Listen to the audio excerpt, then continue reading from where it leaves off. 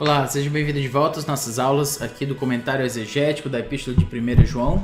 Nós estamos no capítulo 1, nessa nossa 19ª aula, em que queremos concluir este capítulo, sobre 1 João capítulo 1, ok?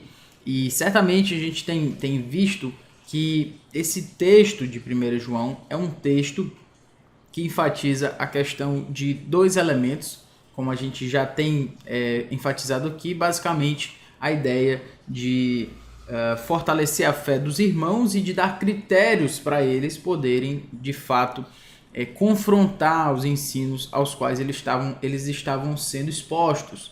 E realmente é interessante notar que quando esses critérios são entregues, eles são entregues em formas de condicionais, certo? Se alguém diz isso, então é isso que acontece, né? Então, se alguém diz que conhece a Deus e anda nas trevas, então é porque alguém diz que conhece a Deus e anda nas trevas. Enfim, se alguém diz que ama a Deus e odeia o seu irmão, então são elementos de critérios para a definição de parâmetros contra os falsos ensinos. Obviamente, aqueles irmãos precisavam muito disso, e junto com isso eles precisavam de fortalecimento da sua própria fé para não serem confundidos com aqueles ensinamentos tão nocivos a uma fé verdadeira. Então, nesse caso, nós estamos no versículo 10, em que aqueles que diziam-se que conheciam a Deus diziam: se dissermos que não temos cometido pecado, fazemo-lo mentiroso, e a sua palavra não está em nós. Então, se ele está falando, como a gente chama isso de leitura espelhada, se ele está falando que não temos cometido pecado, inclusive já enfatizamos esse ponto de que não parecia ser uma afirmação simplesmente de não se dizer que tem pecado, porque alguém em sã consciência não diria uma coisa dessa se entende de que é uma pessoa que é falha, que é uma pessoa que comete erros. A pessoa pode dizer que não tem pecado e continuar falhando na vida. Então, muito provavelmente, esse era um ensinamento de quem não entendia o que era o pecado, tratava o pecado como algo de menos importância. Apresentamos isso, inclusive, como uma mostra do que é alguém hoje, certo? Alguém que se considera muito justo, que não se considera necessitado de salvação. Então, inclusive, a gente precisa sempre chamar a atenção para isso, para que o pecado não seja visto na nossa vida de uma forma muito pequena, muito rala, mas como algo sério, né? Um pecado é algo eterno contra um Deus eterno, um Deus perfeitamente santo, um Deus em quem não há treva nenhuma, como diz o versículo 5, a tese de João para os seguintes versículos que vão confirmar a sua tese inicial de que Deus é luz e não há nele treva nenhuma. Então era isso que os falsos mestres, os divisionistas, estavam falando, que eles não tinham pecado. E João diz para eles: olha, vocês estão fazendo de Deus um mentiroso, que é a seção exatamente que a gente vai entrar agora, quando ele diz aqui eipomen hoti urhemartekamen. Então, se dissermos que não temos cometido pecado, pseusten, que é a palavra para mentiroso, lembra de pseudo, a gente já falou desse prefixo, então dessa raiz, melhor dizendo, pseuster, mentiroso, poiumen, que é fazemos, auton, fazemo-lo, ou então fazemos a ele um mentiroso, kai, hologos autu ukestin en remin, que é a palavra dele não está em nós. Então, aqui nós temos o seguinte: até então as consequências de reivindicar que não se tem pecado eram em relação ao homem, certo? Ou seja, quando João diz no versículo 6 sobre você não andar na verdade, sobre você fazer uma reivindicação de que se conhece a Deus e não viver de acordo com isso, essas relações eram em relação ao próprio homem. Por exemplo, se dizia lá no versículo 6, especificamente, da seguinte forma: se dissermos que mantemos comunhão com ele e andarmos nas trevas, mentimos e não praticamos a verdade. Mentimos e não praticamos a verdade. Isso é com relação ao homem, isso é com relação a nós mesmos. Se alguém vive uma vida longe de Deus, né, que mantém comunhão com Deus e anda nas trevas, essa pessoa mente e não pratica a verdade.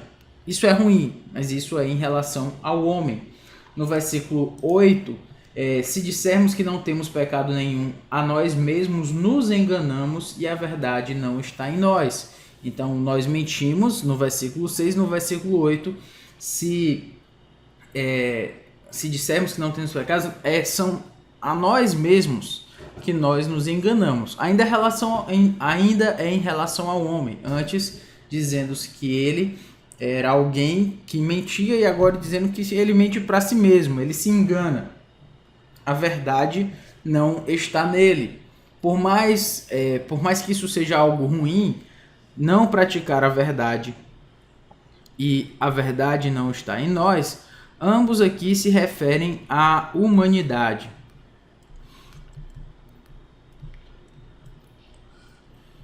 Refere-se ao homem em si. Não em relação a Deus especificamente, mas ao homem. Não praticamos a verdade não está em nós. São aspectos negativos relacionados à humanidade para com aqueles que dizem-se que não têm pecado, dizem que conhecem a Deus de uma forma especial, inclusive. Contudo, o texto traz uma consequência ainda mais séria, mas neste caso referindo-se a Deus. Por que dizer isso? Porque aqui ele diz, fazemos dele um mentiroso. Se alguém diz que não tem pecado, ou que não tem cometido pecado, que o pecado não tem poder sobre ele, se alguém diz que não tem que o poder do pecado não está sobre si de forma alguma, essa pessoa não somente está se enganando, não somente nela não está a verdade, mas essa é uma pessoa que está fazendo Deus ser um mentiroso, está fabricando um Deus mentiroso. Por quê? Porque se eu digo que eu não tenho pecado, eu estou indo contra um princípio que foi o próprio Deus que nos trouxe na sua narrativa histórica do relato da criação, em que ali nós vemos o homem sendo criado bom e que depois disso pecou. E esse pecado que foi de uma forma avassaladora, tomando conta da humanidade caída e trazendo as consequências do pecado para todos os homens que vieram depois de Adão, quando eu digo que eu não tenho pecado, então estou fazendo de Deus um mentiroso. Um Deus que disse que a humanidade está em pecado e um Deus que disse que precisa salvar essa humanidade, alguém que diz que não tem pecado, então não precisa ser salvo. Faz de Deus um mentiroso, alguém que prometeu algo que a humanidade não precisa. Se tem gente na humanidade que pode salvar a si mesmo porque não tem pecado, então Deus é um mentiroso. Negar o fato, então, de que o pecado existe na vida de alguém é negar a santa e perdoadora natureza de Deus. Ou seja, é simplesmente dizer que o fato de Deus ser um Deus perdoador, um Deus santo, certo? Ele é algo assim mínimo. Por quê? Porque se Deus é santo e perdoador, ele traz o seu perdão para aqueles que são pecadores. Mas se tem gente que não é pecador, o que Deus vai fazer por essa pessoa em termos de perdão? Então o que João está dizendo é que essa pessoa imputa falsidade a Deus e desafia o seu próprio veredito sobre a culpa do pecador. Foi Deus que demonstrou que o homem é pecador.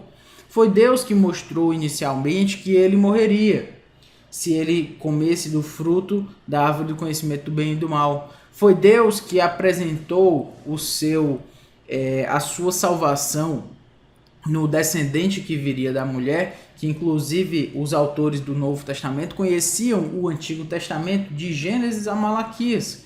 Eles entendiam o que era a promessa do Redentor.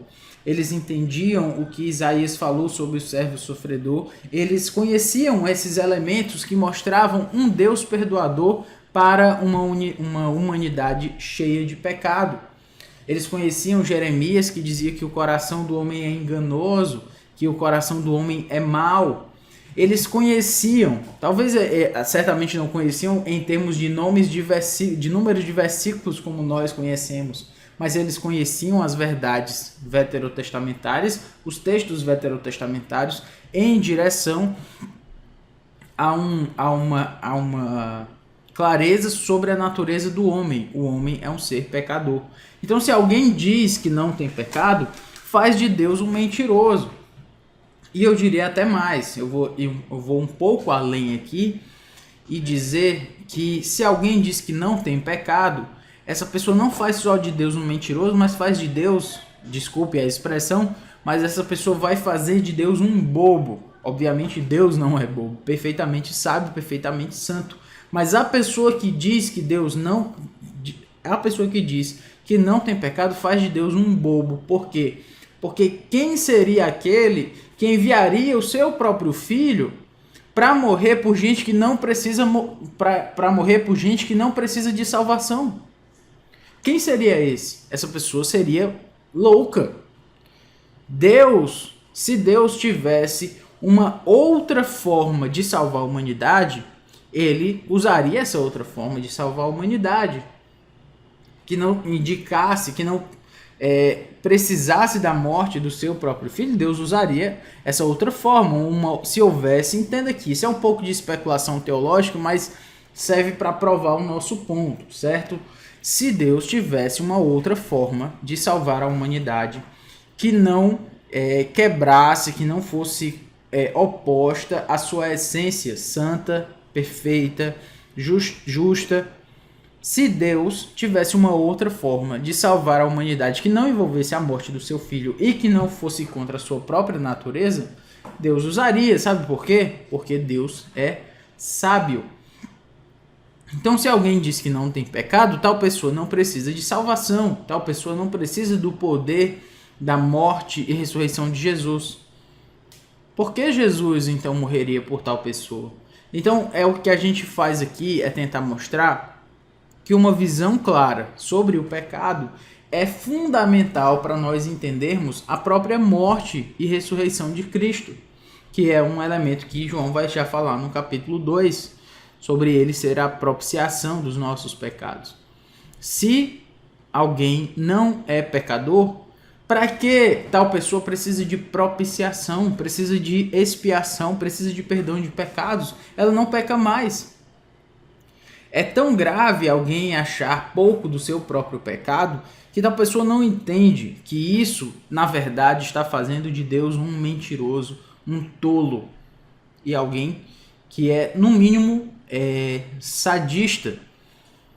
Por que Deus seria inclusive sadomasoquista? Por quê? Porque se ele tem uma forma menos sofredora sobre si mesmo e sobre seu filho para salvar um homem que não fosse contra a sua natureza, mas ele usa a morte do seu filho, então por que ele escolheu assim? Ele gosta de sofrer? Claro que não, claro que não. Deus é perfeitamente santo, perfeitamente sábio. A sua escolha em salvar um homem da forma como ele salvou é porque era a única forma disponível para que isso fosse feito. Conhecer o pecado, reconhecer o seu próprio pecado é fundamental para que se entenda o poder do perdão de Deus e exatamente a sua pessoa perdoadora, como ele de fato é. Fazemos de Deus um mentiroso, fazemos de Deus um tolo, até mesmo um louco, se não entendermos o papel que o pecado tem em nossa vida, o papel destruidor que o pecado tem em nossa vida. Se tratamos o pecado como algo pequeno, algo de pouca importância, Deus acaba sendo um mentiroso que não diz a verdade sobre a humanidade, mas sabemos que ele não é, e que na verdade quem diz que não tem pecado é quem está se enganando. Mas ele não simplesmente somente se engana, mas ele também engana, ele também faz de Deus um enganador, o que é algo ainda mais sério, certo? Então era algo que a gente precisa entender aqui, que a amartiologia, vamos colocar dessa forma, a amartiologia, a doutrina do pecado, né, sobre o pecado, ela influencia diretamente, certo? Diretamente na teologia propriamente dita, que é sobre a pessoa de Deus, na cristologia, que é sobre a pessoa do Senhor Jesus Cristo, e na soteriologia, na doutrina da salvação. Agora, como você que está assistindo esse vídeo deseja aplicar isso às pessoas, isso fica muito ao seu critério, portanto que esteja baseado no texto. Mas eu chamaria grandemente a atenção para um entendimento claro do poder que o pecado tem na vida do cristão e de qualquer outra pessoa também, e de que um não entendimento disso faz de Deus um mentiroso. Uma afirmação errônea sobre o pecado faz de Deus um mentiroso. Certamente não é isso que nós queremos como cristãos. Bom, vamos prosseguindo aqui. E é interessante notar que ele utiliza essa expressão hologos autou, ukestin en hemin.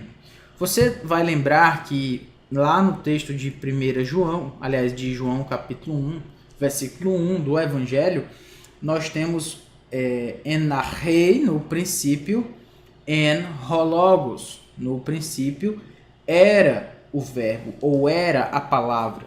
E aqui o hologos, ele realmente aparece, a gente já falou sobre hologos, a palavra teszoezo, a palavra da vida, certo? Que é exatamente essa ideia de mostrar que essa palavra sobre a qual nós estamos falando aqui não é simplesmente uma palavra no sentido de proclamação do Evangelho, mas indica também uma palavra no sentido de o próprio Jesus, o próprio Logos encarnado, o Verbo encarnado, né? E aqui fica muito claro, porque ele diz que nós fazemos de Deus um mentiroso e a palavra dele não habita em nós. Essa indicação não está em nós. É uma indicação de que estamos falando de Jesus habitando no ser humano, certo? E aqui a gente já vai entendendo, né? Dando um passo teológico adiante, entendendo que ele está falando do papel do Espírito Santo, que ele também vai falar na sua carta, e que se nós dizemos que não temos pecado, fazemos de Deus um mentiroso e a palavra dele não está em nós. Jesus não está em nós. O Deus eterno, o Logos eterno não está em nós. Então esse é um resultado que acaba sendo uma extensão do primeiro. Qual era o primeiro? Fazemos de Deus um mentiroso. Então, se fazemos de Deus um mentiroso, se eu faço de Deus Pai um mentiroso, é porque Jesus não está em mim. É porque a presença dele não está em mim e eu sou capaz de fazer esse tipo de coisa. É interessante notar que esse é um critério para a gente saber se Jesus está em nós. Se nós somos crentes de fato, eu reconhecer a natureza do pecado e o que o pecado faz na minha vida, faz com que eu saiba quem Deus é para mim, certo? Porque se eu digo que não tenho pecado, para mim Deus é um mentiroso, ele não fala a verdade sobre a humanidade e pior ainda, ou sei lá, tão ruim quanto, né? A palavra dele não está em mim, Jesus Cristo não está em mim. A palavra dele não está em nós. Então, o hologos, neste caso, deve se referir ao próprio Senhor Jesus, como nós chamamos a atenção, pois esta é uma expressão que toma um tom bem pessoal da carta, certo? Esse tom pessoal no sentido de que nós já falamos, né? A palavra da vida. O Deus encarnado, o Logos encarnado, não está naqueles que não entendem o poder do pecado, que não sabem o que é pecado, que não consideram o pecado da forma como ele deve ser considerado. Os comentaristas também vão mostrar que esse pode ser um termo ambivalente, certo? O hologos, que também possa se referir à própria mensagem proclamada do Evangelho. Então, às vezes, realmente, algumas expressões bíblicas elas podem ser ambivalentes. O que é um termo ambivalente? É um termo que pode significar duas coisas ao mesmo tempo. E isso é possível, de fato, que aconteça. Algumas vezes na Bíblia isso É perfeitamente possível. Ah, professor, mas as coisas não precisam ser mais objetivas, né? Significar somente uma coisa. Sim e não, né? Sim, de fato, a verdade de Deus é objetiva, a comunicação que ele passa para nós, ela é uma comunicação direta através dos escritos, e nós podemos entender o significado que está ali. Mas dentro desses escritos, alguns elementos podem de fato transmitir mais de um significado. Não é que a gente tem tantos quantos significados eu queira dar para o texto bíblico. Não é assim. Mas algumas expressões elas têm propositadamente dois significados.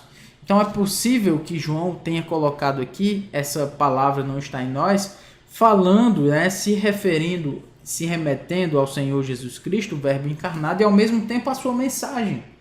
Não é errado, difícil pensar assim, certo? Não é forçado, essa palavra que eu estava procurando.